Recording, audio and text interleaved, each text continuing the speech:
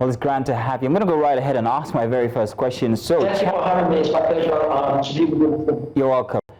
Crisis or challenge? Governor Siminalayi Fubara was denied entry into the River State House of Assembly complex. Could the Assembly's action be viewed as a constitutional crisis or a challenge on the governor's authority? Which is it? Well, the House of Assembly complex is the seat for the legislators, if you like, as the government house would be for the governor. But it's important to emphasize here, very important, that the governor is chief executive officer of the state. And that's one, and that cannot be taken away from the governor of any state. And secondly, it is the constitutional responsibility of the governor to lay appropriation bills before the House of Assembly.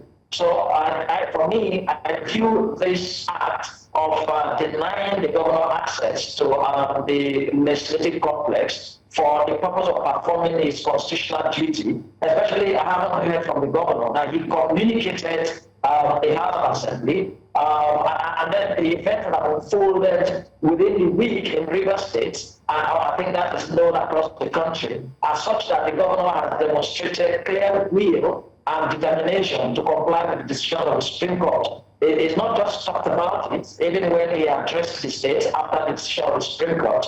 He mentioned that he declared his willingness to comply with the decision, but beyond that, taking steps, inviting the legislators to a meeting to have a discussion on the issues that arose from the decision of the Supreme Court and other matters. That was clear on the letter that was earlier written to the House of Assembly, calling them for a meeting with the governor. That letter intended that the governor was to meet with them and discuss on providing appropriate place for their legislative business, more appropriate and convenient and conducive place. That meeting didn't happen. It was also intended that the allowances and remunerations that were held by FIFSO were to be paid them and for them to discuss other sundry matters. But this never happened. So it is something that even when the governor had communicated the House of Assembly clearly to come perform a constitutional responsibility under Section 121 of the Constitution to cause the appropriation bill to be laid before the House of Assembly as directed by the Supreme Court, as ordered by the Supreme Court, and as even requested by the House of Assembly themselves. But it's unfortunate for me, it's compounding the rather avoidable and unnecessary crisis in Rivers State, where an opportunity would have availed all of us, residents and indigenous of Rivers State, to see a situation where those avoidable crises would have come down at the end of today. In fact, when we feel that on Monday, when that meeting didn't hold, I imagine that we seem not to have realized that we are so embarrassed ourselves as a state, we are so ridiculed as a state, we are so embarrassed our governor, the chief executive officer, we are so embarrassed our legislature as an entity,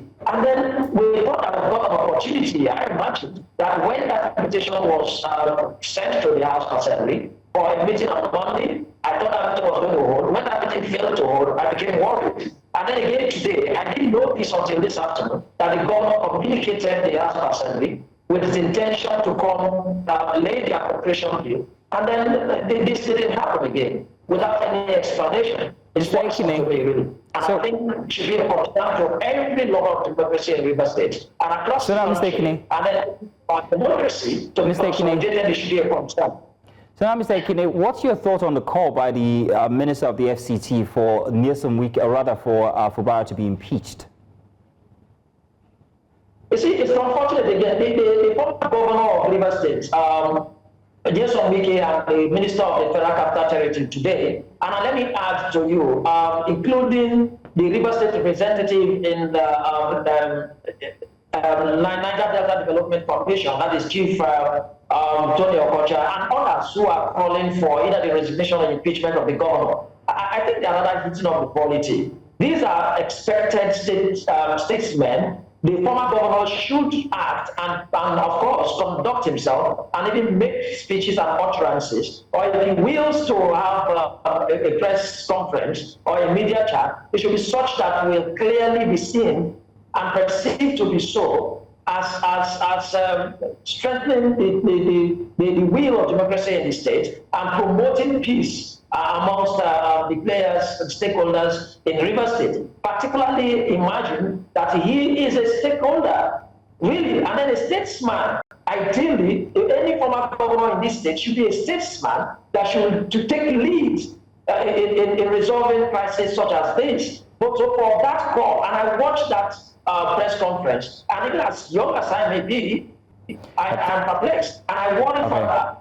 And where the state is headed, really, where our leaders, elders who are expected and supposed to play some mediatory role, or rather even act as peacemakers, but are rather getting of the polity. I watched the body language, the countenance, the demonstration of the former governor. Is he the spokesman of the River State House of Assembly? Is defensive of the River State House of Assembly? So for me, this is really unfortunate. It is really unfortunate. That call is unjustified. That call is provocative, because there are supporters of the governor, and there are people who see the governor as just being a victim of some orchestrated, mischievous, malicious, or non-existent crisis in River State.